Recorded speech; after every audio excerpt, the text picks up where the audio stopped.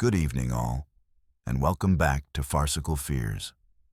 A 2-year-old boy walked 12 miles through freezing mountains in 19 hours, something doctors say is physically impossible.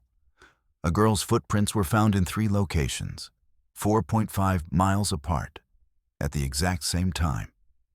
A woman sent 12 text messages begging for rescue. She was 2 miles from help, but no one ever received them.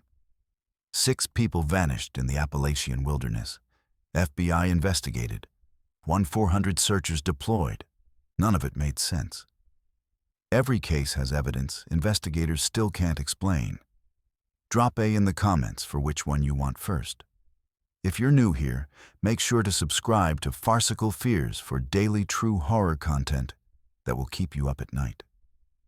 Hit that notification bell so you never miss when the darkness calls. Number 1. The Boy Who Shouldn't Have Survived. Story number 1. The Boy Who Shouldn't Have Survived. Searchers found the 2-year-old boy face down in snow at the bottom of Skull Canyon, 12 miles from home. His body was stiff. His coat lay beside him in the snow. He'd removed it in freezing temperatures, the first sign hypothermia victims show before they die. But Keith Parkins wasn't dead, and what he'd done to get there shouldn't have been possible. But to understand why Keith's survival terrified investigators, we need to go back 19 hours earlier. April 10th, 1952. Keith Parkins was 2 years old, living on a rural Oregon cattle ranch with his parents and 2 older brothers. That afternoon, he was playing near the barn while his mother prepared lunch inside.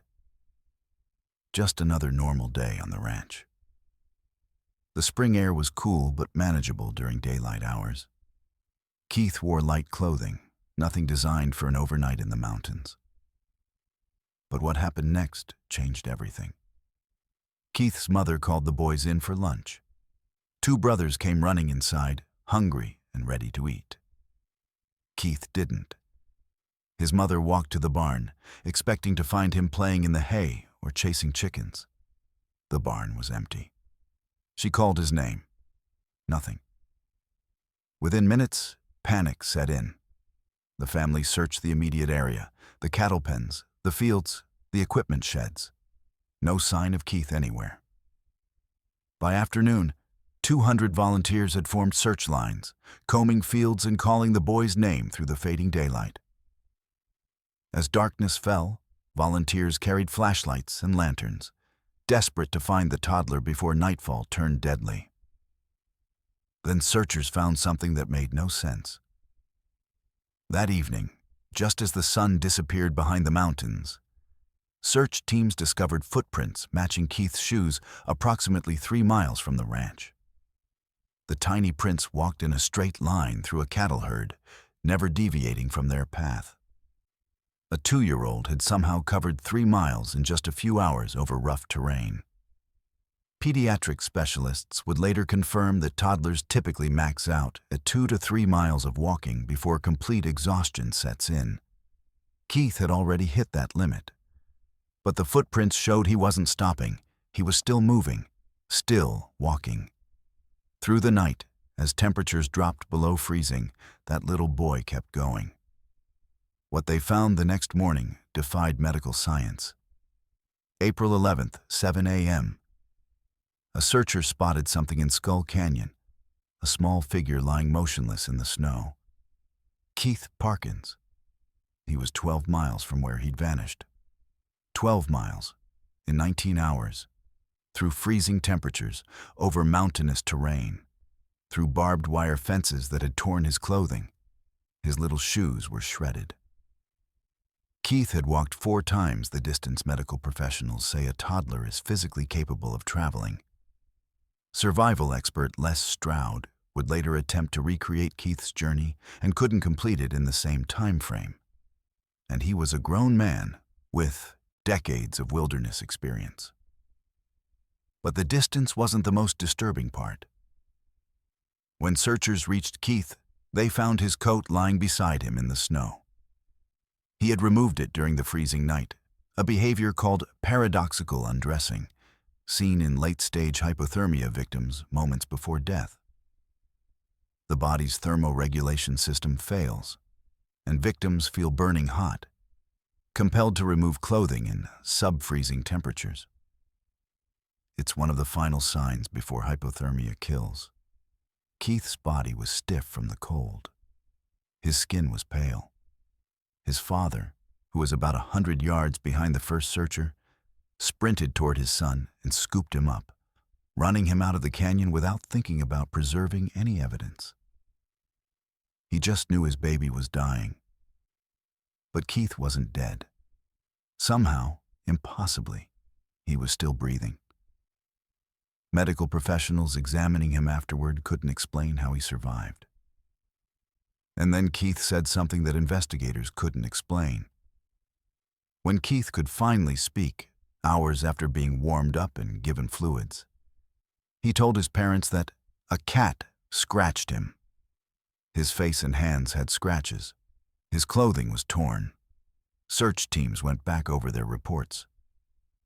There were no wildcats in the area, no cougars, no lynx. The ranch didn't have domestic cats. Nothing that could have scratched a child existed anywhere near Skull Canyon or the route Keith had traveled. Some investigators theorized that perhaps a mountain lion had grabbed him and carried him part way, with the search party unknowingly pushing the animal forward through the night until it abandoned its prey. But that didn't explain the footprints. Keith's shoe prints were found at the 3-mile mark, walking on his own 2 feet. And mountain lions don't carry prey 12 miles. They kill and consume immediately.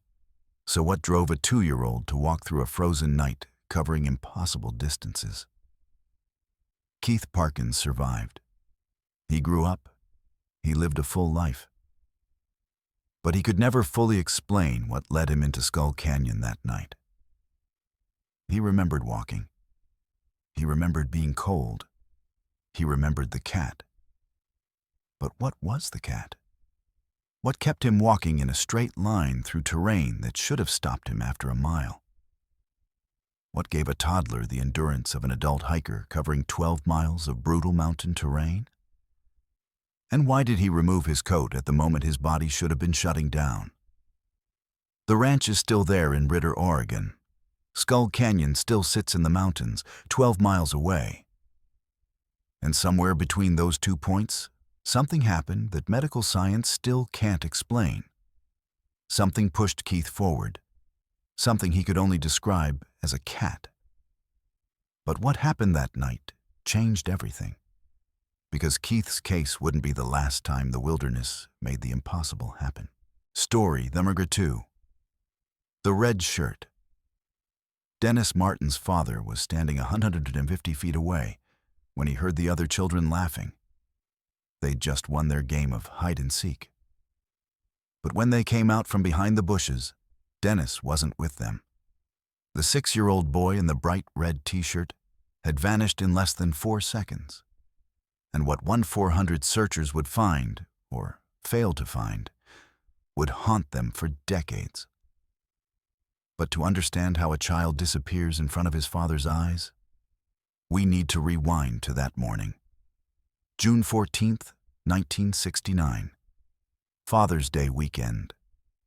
The Martin family was camping in the Great Smoky Mountains, a cherished tradition they'd maintained for years. William Martin had brought his 2 sons, Douglas and Dennis, and his own father, Clyde, on the annual hiking trip through Great Smoky Mountains National Park in Tennessee. Dennis, age 6, was thrilled about his first overnight camping trip. He wore a bright red t-shirt so his parents could easily spot him against the dense green forest. The youngest in his family, Dennis had managed to keep up with the more experienced hikers on the first day.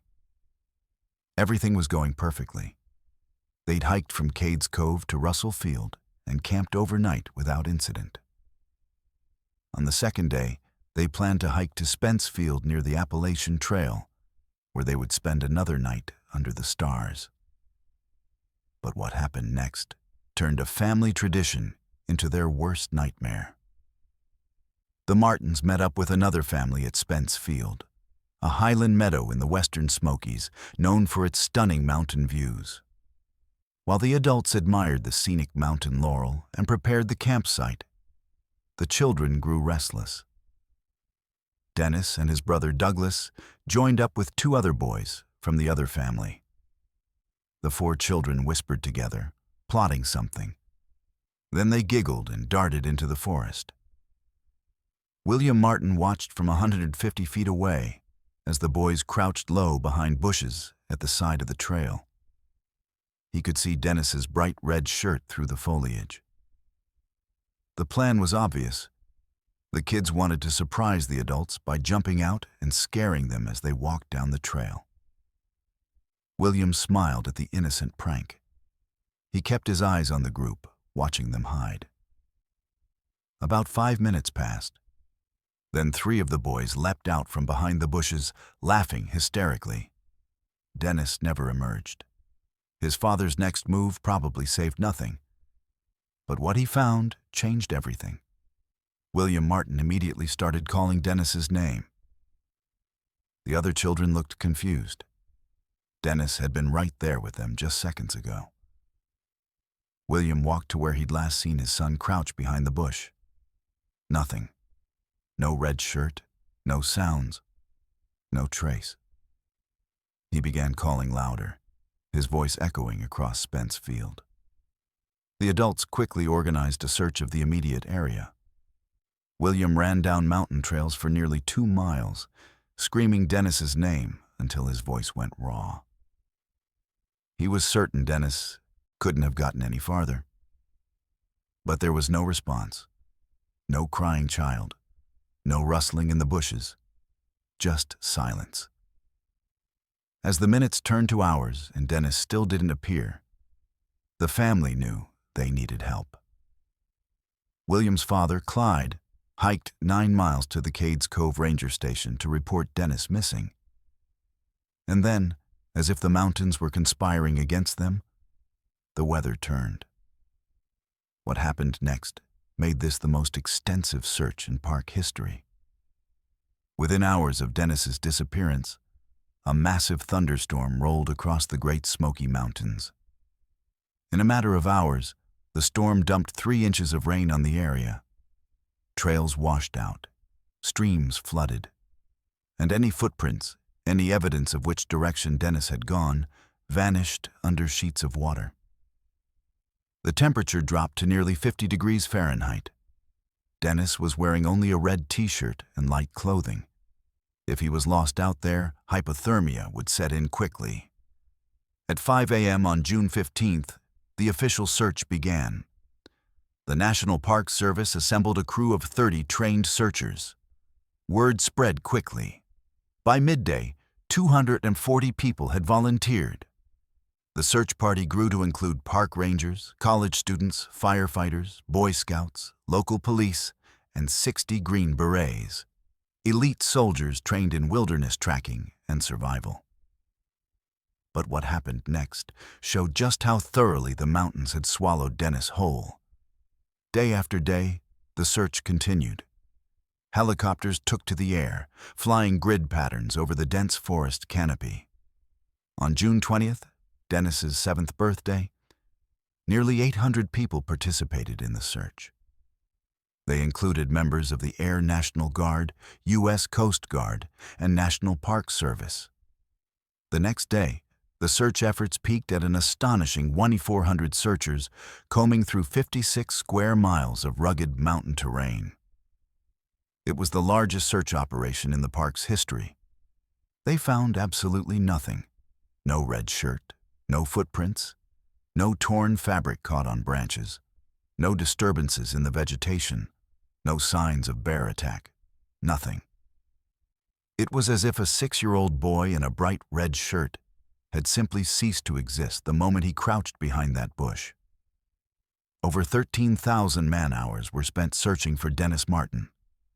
Trained military personnel, expert trackers, and hundreds of volunteers covered every inch of accessible terrain. And yet, they couldn't find a single trace of him. But then witnesses came forward with reports that made investigators' blood run cold. Harold Key and his family were hiking near Spence Field on the afternoon of June 14th, about an hour after Dennis disappeared. They heard what Key described as an enormous, sickening scream echoing through the forest. Shortly after hearing the scream, Key witnessed something disturbing.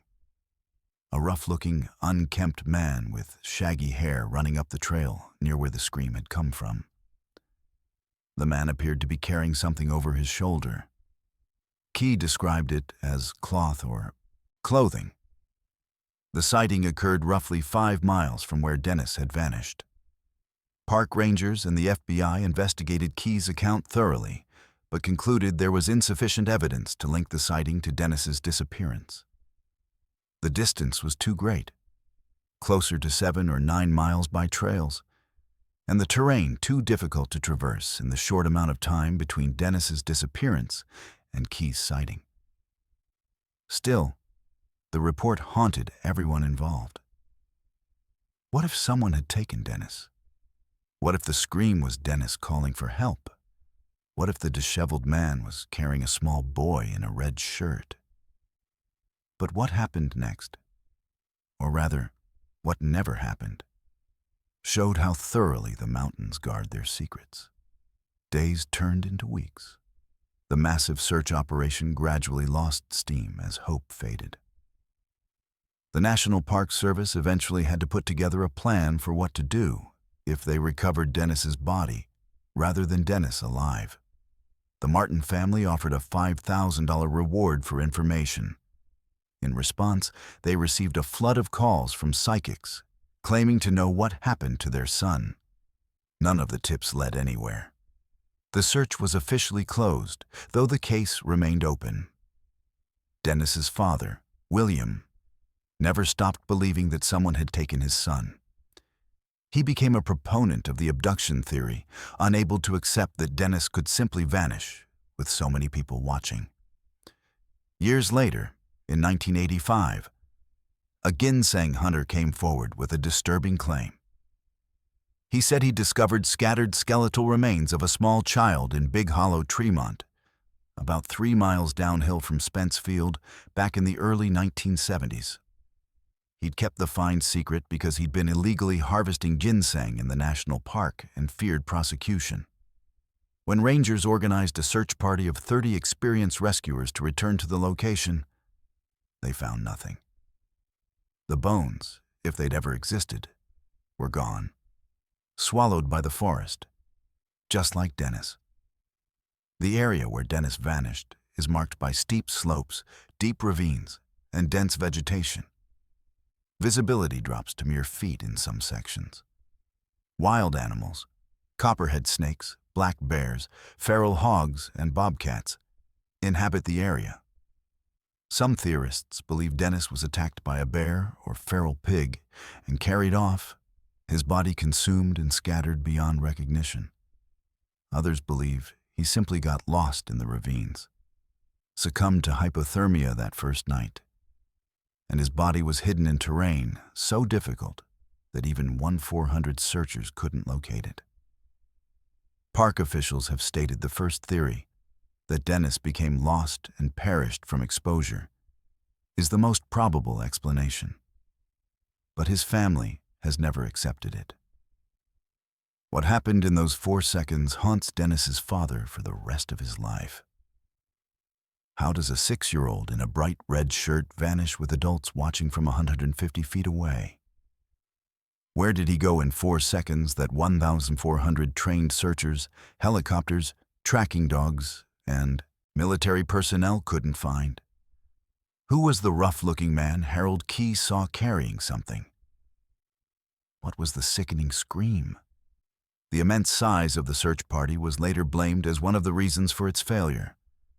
Too many inexperienced volunteers trampled potential evidence. The rainstorm washed away tracks. The terrain was too difficult. But none of those explanations truly answer the central question. Where did Dennis Martin go? Dennis Martin would have turned 63 years old in 2025. His red shirt was never found. Neither was his body, his clothing, or any trace of the little boy who wanted to surprise his father on Father's Day weekend. The National Park Service reviewed and amended its policies on searches for missing people because of the Dennis Martin case. His disappearance changed how the parks handle missing persons. But it didn't bring Dennis home. Spence Field still sits in the Great Smoky Mountains, a beautiful highland meadow with stunning views. Hikers pass through regularly, often unaware of the tragedy that unfolded there in 1969. Somewhere in those mountains, in a ravine, under decades of leaves, hidden in terrain so remote that even the largest search in park history couldn't reach it. The answer to Dennis Martin's disappearance waits. The mountains took him in 4 seconds, and in over 50 years, they've never given him back. Story number 30, 26 Days of Digital Ghosts. Jerry Largay pressed send on her 12th text message. Lost and wet. Can you call AMC? Her husband was 30 miles away, with perfect cell service. The message never went through. None of them did. She could hear helicopters overhead. She could see them through the trees. They never saw her. And what she wrote in her journal over the next 26 days would become one of the most haunting documents in wilderness disappearance history. But to understand how a military-trained nurse could send a dozen desperate messages from 2 miles away from rescue and never be found, we have to go back to July 2013. Geraldine Largay, trail name Inchworm, was 66 years old.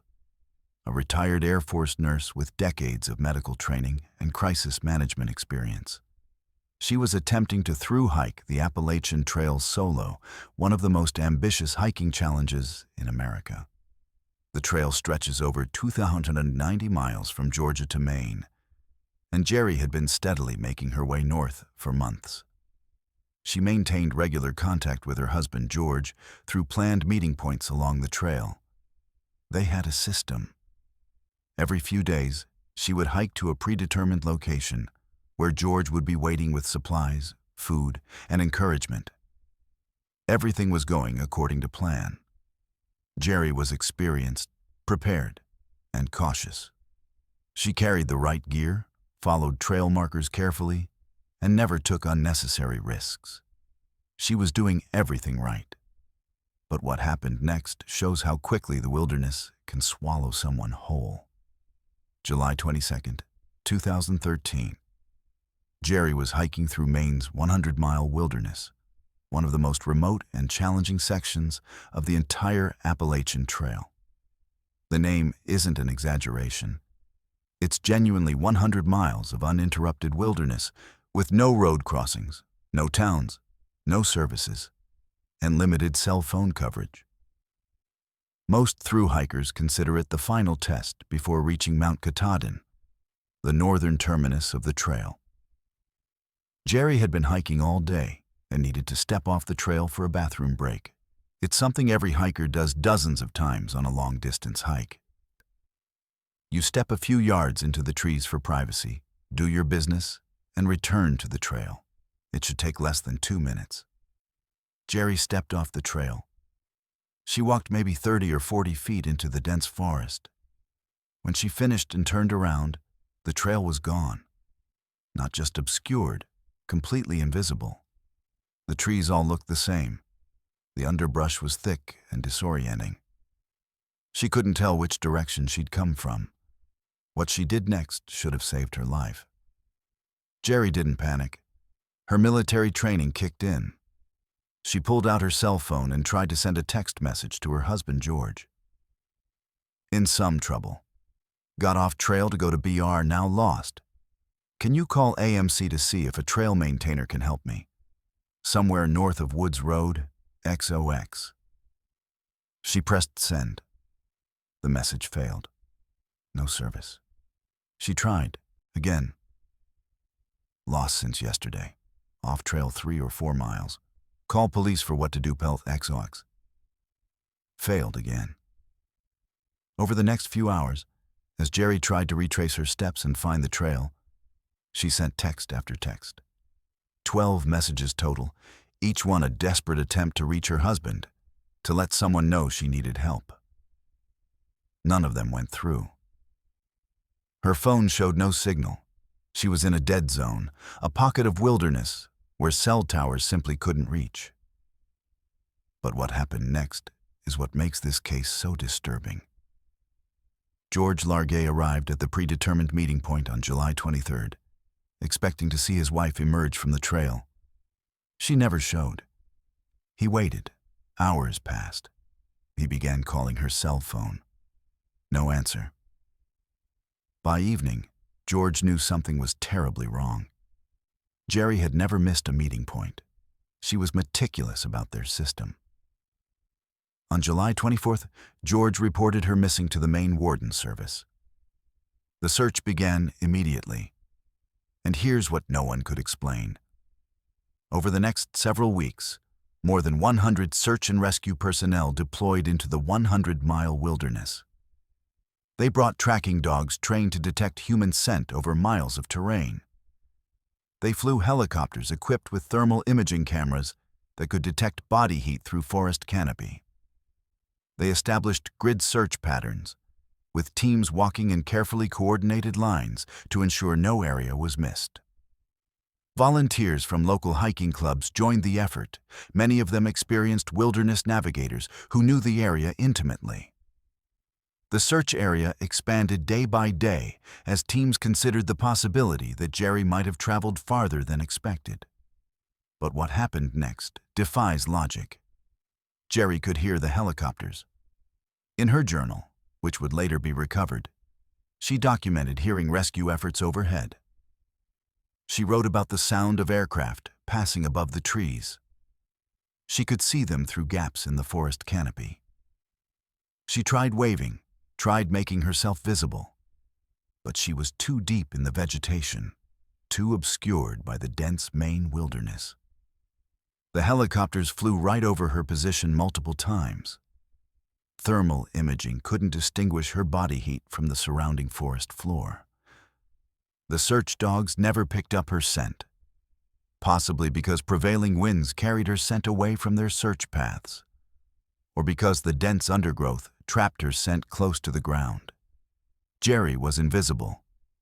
2 miles from the Appalachian Trail. 2 miles from rescue teams actively searching for her. 2 miles from her husband, who was coordinating with authorities and begging them to keep looking. But what happened next shows the cruel reality of wilderness survival. Jerry didn't give up. Her military background and nursing training meant she understood survival priorities: shelter, water, staying in one place. She set up her tent in a small clearing. She had some food in her pack, enough for a few days if she rationed. Carefully, she collected water from nearby sources, using the water treatment tablets in her emergency kit. She kept writing in her journal. Day 1, Day 5, Day 10, Day 19. She documented everything: the weather, her dwindling food supply, her weakening physical condition, her thoughts about George and her family. She knew what was happening. She understood her body was failing. And she wrote about it with the clinical precision of someone who'd spent a career in medicine. What she wrote on her final days haunts everyone who reads it. Her last journal entries weren't about survival anymore. They were about acceptance. Jerry wrote messages to George, to her daughter, to the rest of her family. She wanted them to know she loved them. She wanted them to find closure.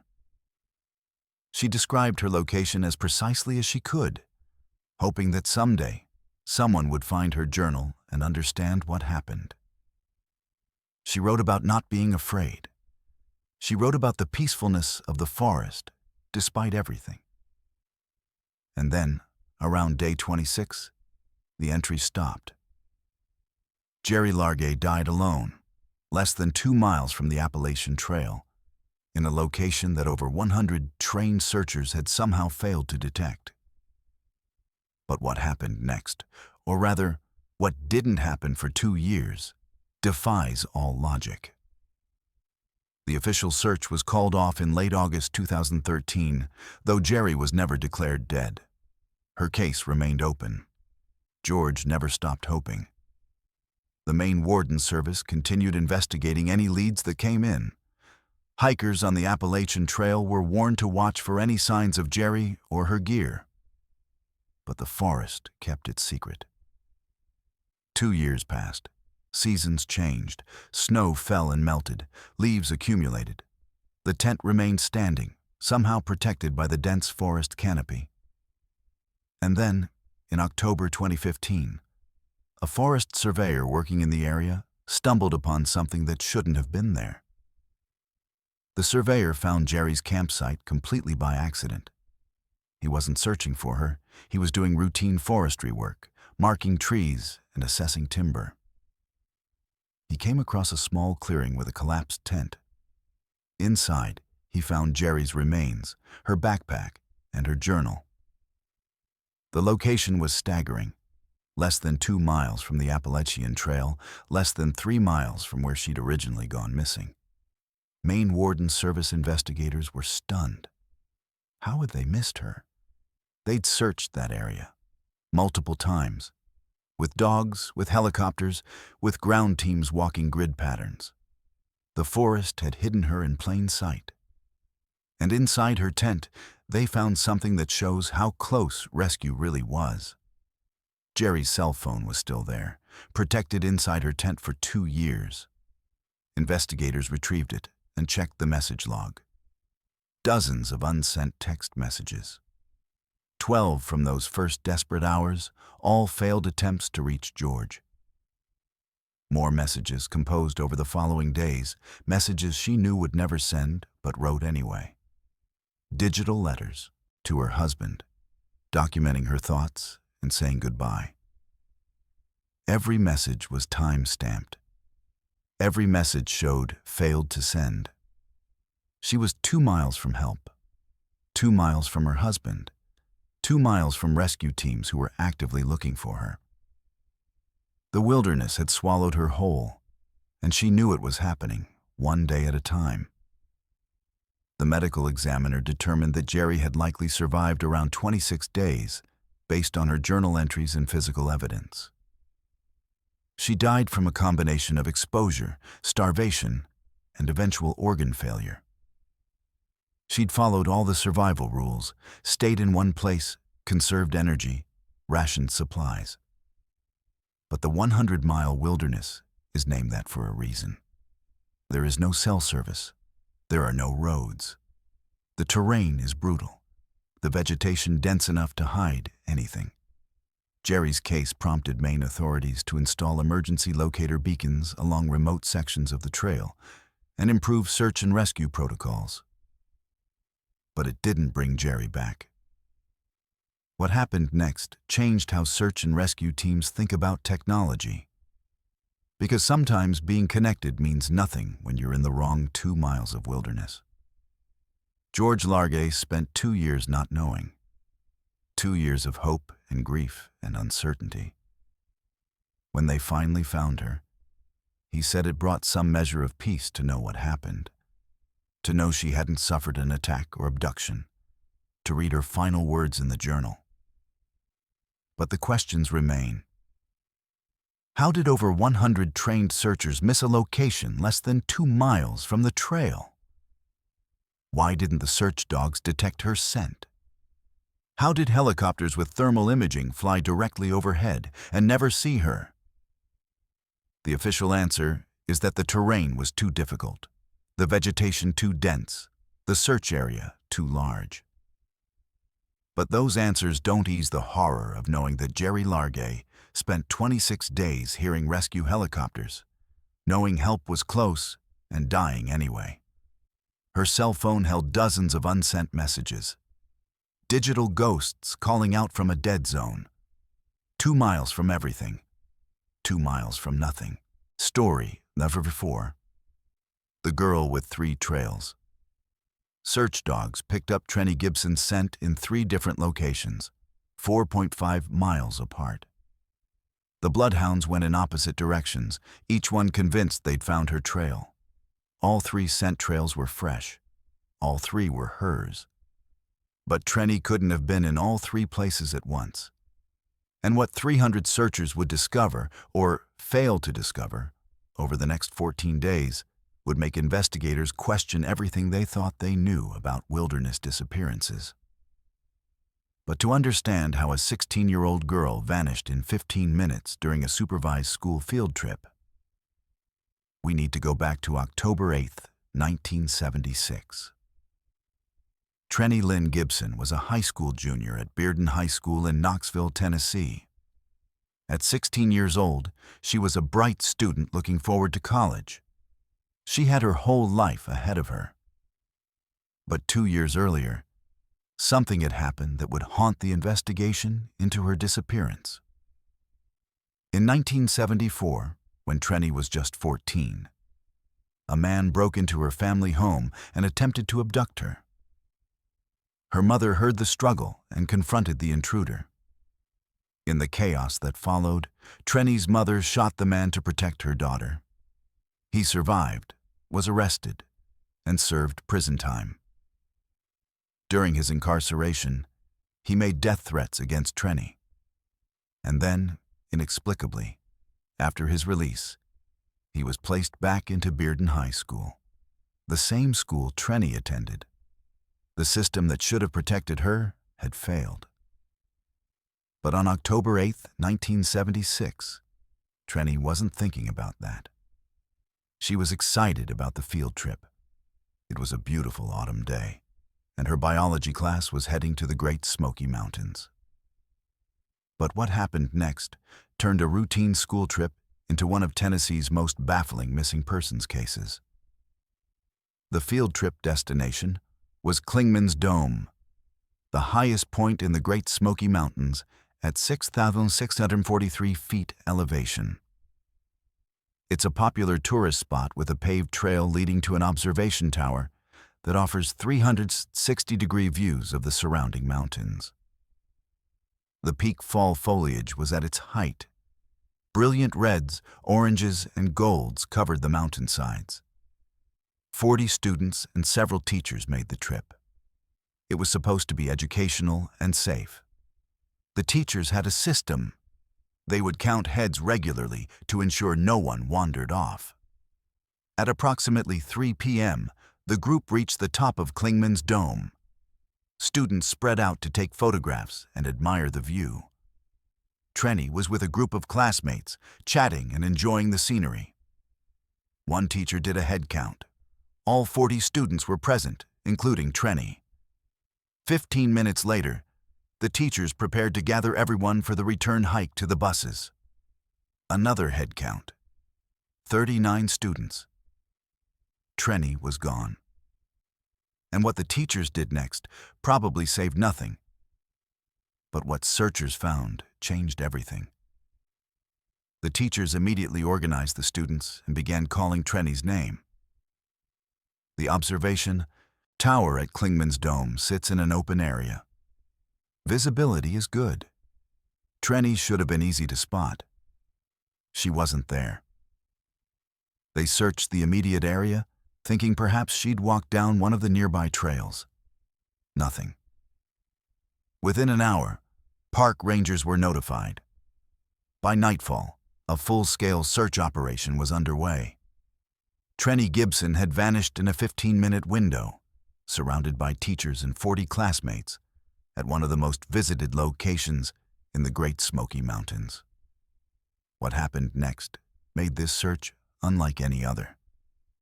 The next morning, October 9th, search teams assembled at Clingman's Dome.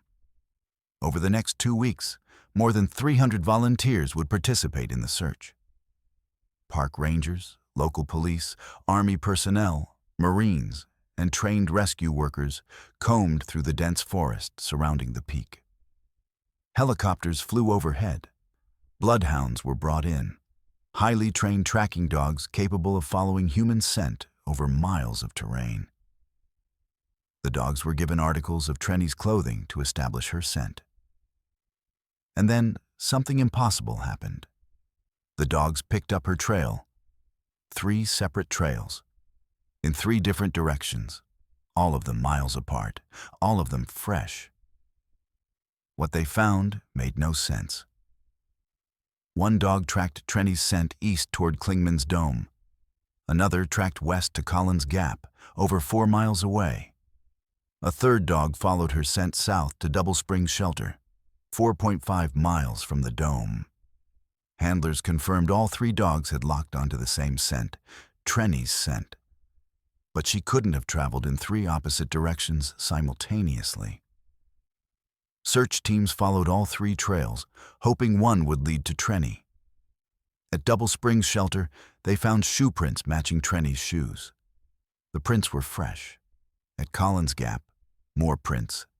At Clingman's Dome, another set. How had a 16-year-old girl covered over 8 miles of rugged mountain terrain in opposite directions while searchers were actively looking for her? But what happened next is what made investigators consider explanations that seemed impossible. The search intensified. Army and Marine units joined the effort, bringing military precision to the operation. They established grid search patterns, ensuring every square foot of terrain was covered. They searched ravines, creek beds, dense thickets, anywhere a person could hide or fall. They found nothing. No torn clothing caught on branches, no signs of a struggle, no blood, no backpack or personal items. Trenny had been wearing typical teenage clothing, jeans, a shirt, nothing designed for wilderness survival. She had no camping gear, no food, no water beyond what she'd brought for the field trip. Temperatures at night dropped into the 40s. Rain fell on several nights during the search. If Trenny was out there, exposed to the elements, her chances of survival decreased with each passing day. But searchers couldn't find her. And then investigators had to consider something no one wanted to think about: the man who tried to abduct Trenny 2 years earlier. FBI agents joined the investigation. They interviewed the man who had broken into Trenny's home in 1974. He had made death threats. He was back in her school. Had he seen an opportunity during the field trip? Had he followed the buses to the Great Smoky Mountains? Had he been waiting for a moment when Trenny was alone? The FBI investigated thoroughly, but found no evidence linking him to her disappearance. He had an alibi for October 8th. No witnesses reported seeing him near Clingman's Dome. The theory collapsed. But if he didn't take her, then where was she? How do you vanish in 15 minutes at one of the most trafficked tourist sites in the national park system? What happened in those 15 minutes haunts everyone who knew Trenny. The official search was called off after 14 days. Trenny Gibson had simply vanished. Over the years, amateur searchers have returned to Clingman's Dome, hoping to find something the official search missed. Psychics contacted Trenny's family, claiming to know where she was. None of the tips led anywhere. In 2013, nearly 37 years after Trenny's disappearance, investigators announced they were taking a new look at the case using modern forensic techniques. They reviewed all the evidence, re-interviewed witnesses who were still alive, and brought in experts on cold cases. They found nothing new. The case remains exactly as baffling today as it was in 1976. But what happened to Trenny Gibson? The evidence tells contradictory stories. Theory 1. Trenny got lost. Perhaps she wandered down a trail to take photographs, became disoriented in the dense forest, and succumbed to exposure. But this doesn't explain the shoe prints in 3 different locations miles apart. It doesn't explain how trained searchers with dogs couldn't locate her body in the weeks, months, and years that followed. The Great Smoky Mountains are vast, but Clingman's Dome is heavily trafficked. Someone should have found something. Theory 2. Trenny was abducted. Perhaps someone was waiting at Clingman's Dome, saw an opportunity when she separated briefly from her classmates, and took her. But how? In 15 minutes? With teachers and 40 students nearby? Where would the abductor take her? All roads leading away from Klingman's Dome were monitored after she was reported missing. No suspicious vehicles were reported. Theory 3. Something else happened. Something that doesn't fit conventional explanations. The shoe prints in 3 locations. The dogs tracking in opposite directions. The complete absence of any physical evidence. What happened defies logic. Trenny's family never stopped searching. Her mother held on to hope for decades, convinced that somewhere, somehow, Trenny was alive. She passed away without ever learning what happened to her daughter. Trenny's diamond ring, a star sapphire ring she always wore, was never found. Neither was any trace of the 16-year-old girl who walked into mountain mist during a school field trip and never walked back out. Trenny Lynn Gibson would be 65 years old today. Somewhere in the Great Smoky Mountains, an answer waits. Maybe her remains lie in a ravine too remote for searchers to find. Maybe evidence is buried under decades of leaves and undergrowth. Or maybe something happened on October 8, 1976, that we're not equipped to understand. 3 sets of shoe prints, 3 separate trails, all of them hers, all of them impossible. The mountains took Trenny Gibson in 15 minutes, and in nearly 50 years, they've never given her back. Story 5. The murder no one saw. Scott Lilly was found dead near a shelter on the Appalachian Trail on August 12, 2011. His killer had taken his gear, left his body in plain sight, and walked past other hikers on the trail. The FBI determined that robbery wasn't the motive, despite all his belongings being missing. The case is still unsolved. And what happened to Scott raises a terrifying question. How safe are you really when you're sleeping in a trail shelter surrounded by strangers? But to understand how a 30-year-old experienced hiker was murdered without anyone seeing or hearing anything, we need to go back to the summer of 2011. Scott Lilly was 30 years old and an avid outdoorsman. He decided to through hike the Appalachian Trail southbound, what hikers call a Sobo hike, starting from Maine and working his way down to Georgia's Springer Mountain. Southbound hikers are less common than northbound hikers, which means Sobo hikers often find themselves hiking alone for long stretches. Scott was prepared. He had proper gear, wilderness experience, and a trail journal where he documented his journey. He maintained contact with family members when he could get cell service, updating them on his progress and experiences. By late July 2011, Scott had been hiking for weeks and had made it into Virginia. Everything was going according to plan. He was on schedule, in good health, and enjoying the experience. But what happened next changed everything. Scott's last confirmed sighting was on July 31, 2011, after he had climbed the Priest, a 4,063-foot peak in Nelson County, Virginia, known for its challenging ascent. The Priest is a rite of passage for Appalachian trail hikers, a steep, grueling climb that tests endurance. Scott made it to the top, rested, and continued on his way. Other hikers on the trail that day later recalled seeing him.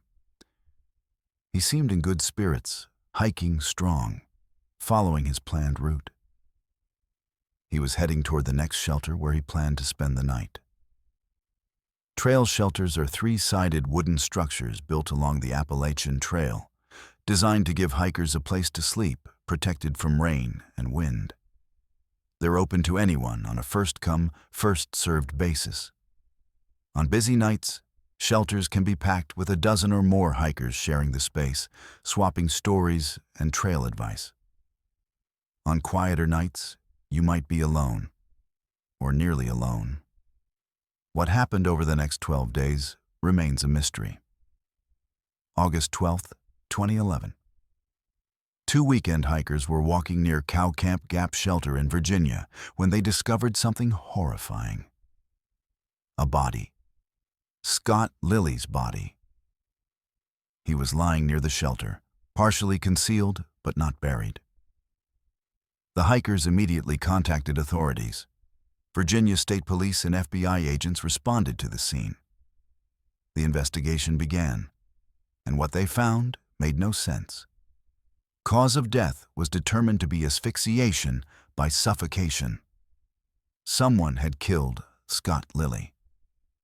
This wasn't an accident, a fall, or an animal attack. This was murder.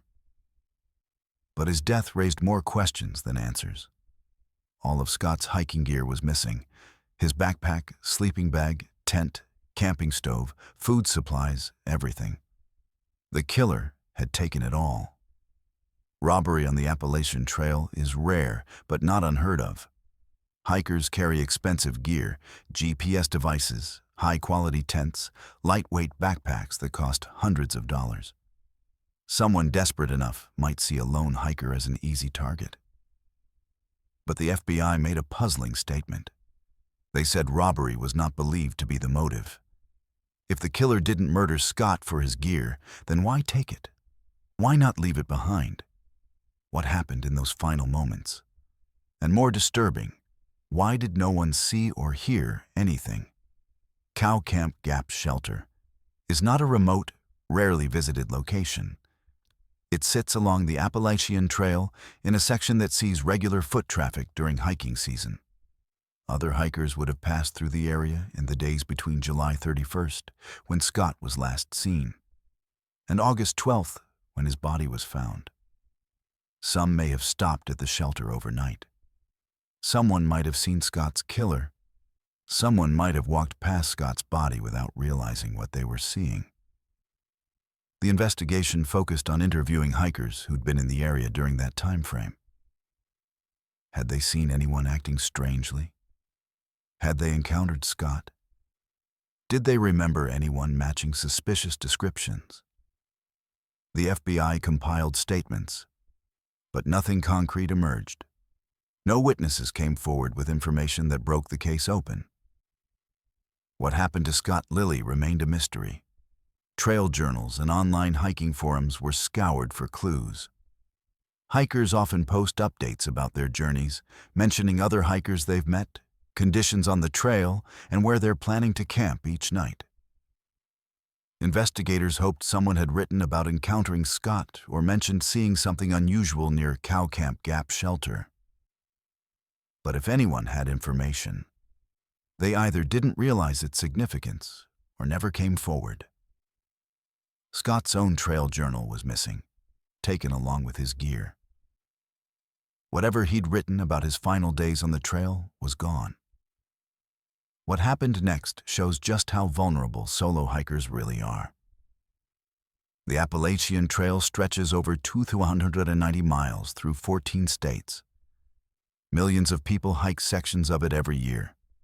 Thousands attempt to through hike the entire length. The trail community is generally friendly and supportive. Hikers help each other, share food and supplies, and look out for one another. But the trail also attracts drifters. People escaping their lives, individuals with unknown histories and unclear intentions. When you sleep in a trail shelter, you're trusting that the strangers sleeping 3 feet away from you mean you no harm. Most of the time, that trust is warranted. But Scott Lilly's murder proved that evil can walk the same trails as everyone else. And no one would know until it was too late. Scott's family was devastated. They wanted answers. They wanted justice. But as weeks turned into months and months turned into years, the case grew cold. The FBI continued investigating but had few leads.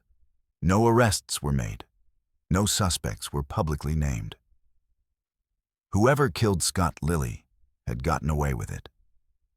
And that person might still be out there.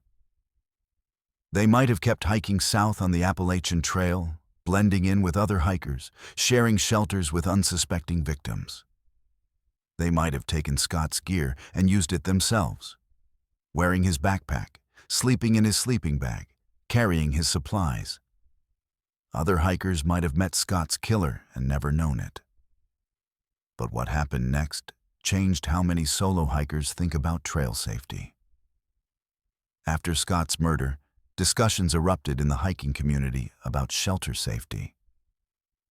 Should you sleep in shelters with strangers? Is it safer to camp alone in a tent away from the trail? Should you carry weapons for self-defense? The Appalachian Trail has seen murders before. Not many, but enough to be concerning. In 1974, 1981, 1988, 1990, 1996, 2008, and now 2011.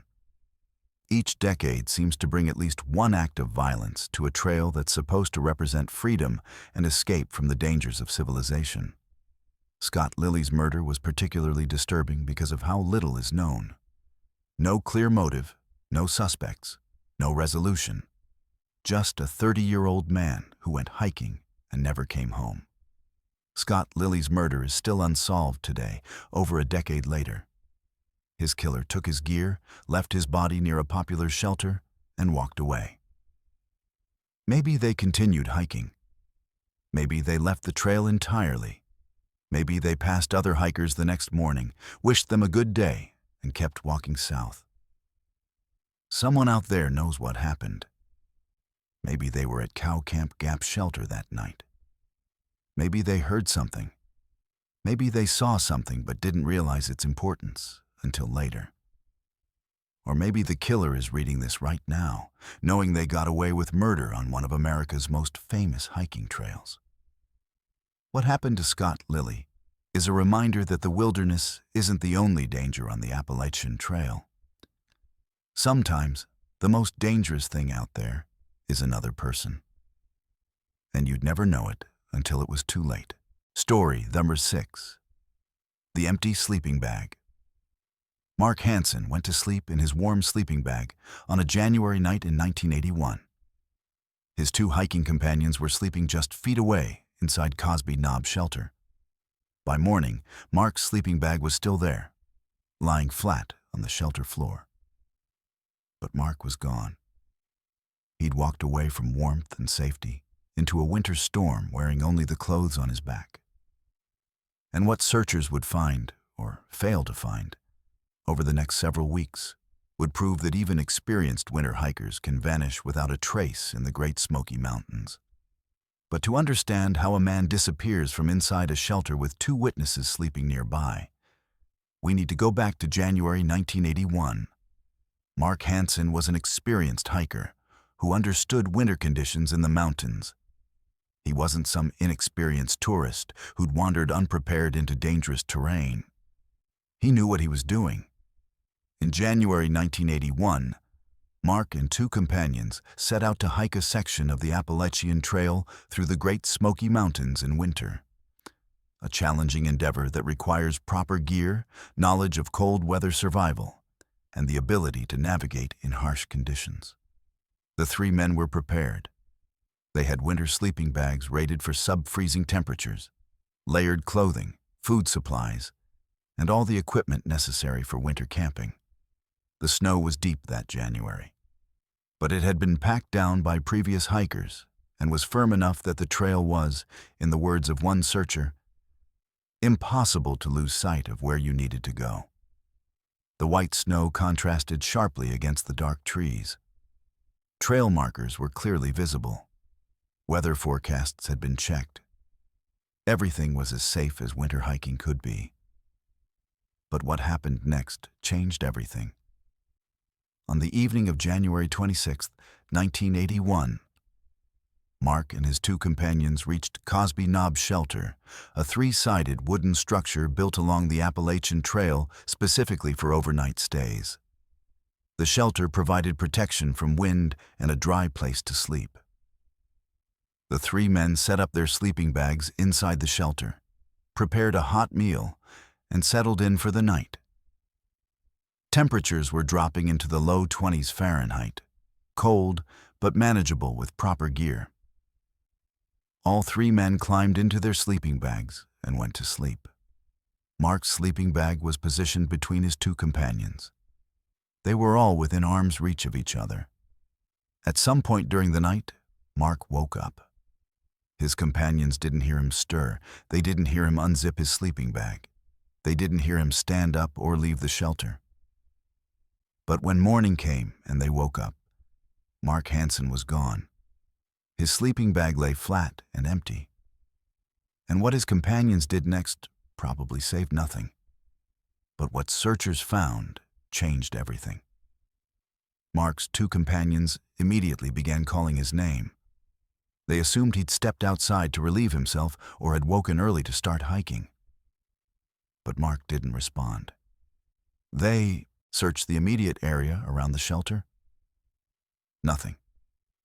No tracks in the fresh snow leading away. No sign of where Mark had gone. And then they realized something terrifying. Mark had left behind his sleeping bag, his backpack, and most of his gear. He'd walked out into a January night wearing only the clothes he'd slept in. No extra layers, no coat, no supplies. Why would an experienced hiker do that? The two companions knew they needed help. One stayed at the shelter in case Mark returned, while the other hiked out to notify park rangers.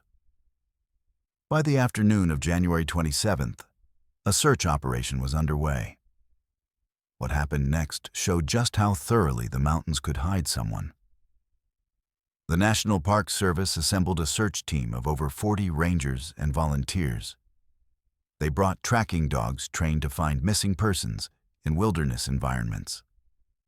Helicopters were put on standby, though weather conditions would soon ground them. The search focused on the area surrounding Cosby Knob Shelter, expanding outward in concentric circles. Searchers called Mark's name constantly, hoping he was nearby and could hear them. But there was no response. And then the weather turned. Within 48 hours of Mark's disappearance, a massive winter storm moved into the Great Smoky Mountains. 10 inches of fresh snow fell, burying any tracks Mark might have left. Wind created waist-deep snowdrifts in some areas. Temperatures plummeted. Visibility dropped to near zero during the heaviest snowfall. If Mark was out there, exposed to the elements without proper gear, his chances of survival were dropping by the hour. But searchers couldn't find him, and what they found instead only deepened the mystery. On January 29th, search teams located Mark's backpack at Camel Gap, approximately 2 miles from Cosby Knob Shelter. The backpack was sitting in the snow, not hidden or concealed. It appeared Mark had set it down and walked away. But why? Why would he leave the shelter without his gear, walk 2 miles through snow, leave his backpack, and keep going? Search teams intensified efforts around Camel Gap, assuming Mark must be somewhere nearby. They searched ravines, checked under fallen trees, looked anywhere a person might seek shelter from the cold. Nothing. Helicopters finally got airborne when the storm briefly cleared and flew grid patterns over the area. Thermal imaging detected deer, bears in dens, but no human heat signatures. Mark Hansen had vanished into the winter wilderness. But what happened next showed how desperate the search had become.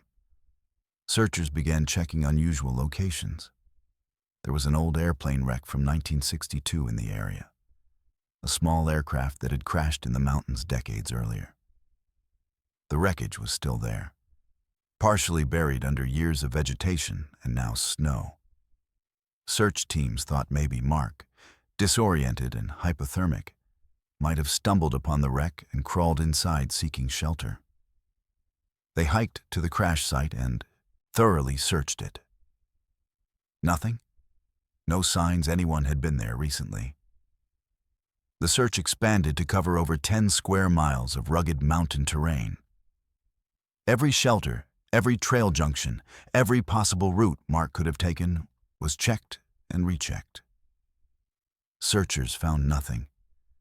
It was as if Mark Hansen had simply evaporated the moment he stepped out of that shelter. And what the evidence suggested was almost more disturbing than if they'd found his body. The timeline made no sense. Mark left Cosby Knob Shelter sometime during the night of January 26th or early morning of January 27th. His backpack was found at Camel Gap on January 29th, meaning he'd traveled 2 miles through snow in freezing temperatures, wearing inadequate clothing, and then continued onward without his supplies. Medical experts consulted during the search explained that this behavior, removing clothing, abandoning gear, making irrational decisions, are all symptoms of severe hypothermia. As the body's core temperature drops, the brain stops functioning properly. Victims become confused and disoriented. They make decisions that make no logical sense. They feel burning hot when they're actually freezing to death, sometimes stripping off clothing in a phenomenon called paradoxical undressing. They wander away from safety, driven by confused impulses their failing brains can't process.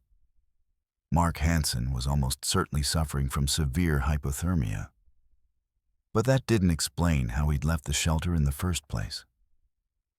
Mark had been sleeping in a warm sleeping bag, protected from the elements inside his shelter next to 2 other people. His body temperature should have been stable. He should have been comfortable and safe. So why did he wake up and leave?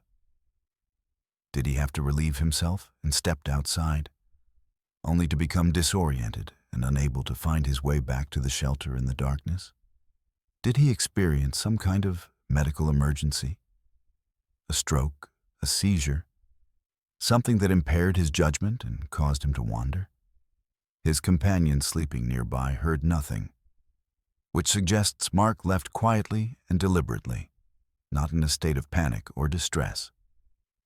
But once he was outside in the freezing temperatures, hypothermia would have set in quickly. His thinking would have become progressively more confused.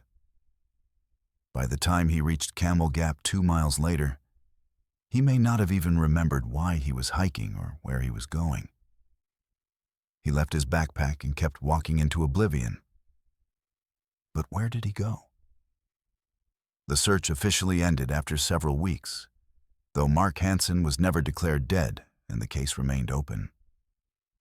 Over the years, park rangers, hikers, and amateur search teams have returned to the area hoping to find remains or evidence. Bones scatter. Clothing disintegrates. Nature reclaims everything eventually. But the Great Smoky Mountains are vast, over 800 square miles of dense forest, steep ravines, and rugged terrain. A body could lie undiscovered for decades, hidden under leaves and undergrowth, invisible to anyone passing just feet away. Some believe Mark fell into a ravine or crevasse that winter night, and his body was buried under snow, never to be found. Others think he made it farther than searchers believed possible, perhaps traveling 5 or 10 miles before finally succumbing to the cold in some remote location no one has ever thoroughly searched. But the truth is, no one knows. What happened in those hours after Mark left the shelter? And what made him leave in the first place? Cosby Knob Shelter still stands in the Great Smoky Mountains. Hikers use it regularly, unaware of the man who walked away from it one January night and never came back. The Appalachian Trail still crosses through that section of the park, its white blazes marking the path through the wilderness. Somewhere in those mountains, Mark Hansen's remains rest under decades of leaves, snow, and time. His sleeping bag stayed warm that night inside the shelter, right where he left it. But Mark didn't. He walked away from safety into a winter storm and was never seen again. The mountains took him in silence, and in over 40 years, they've never given him back.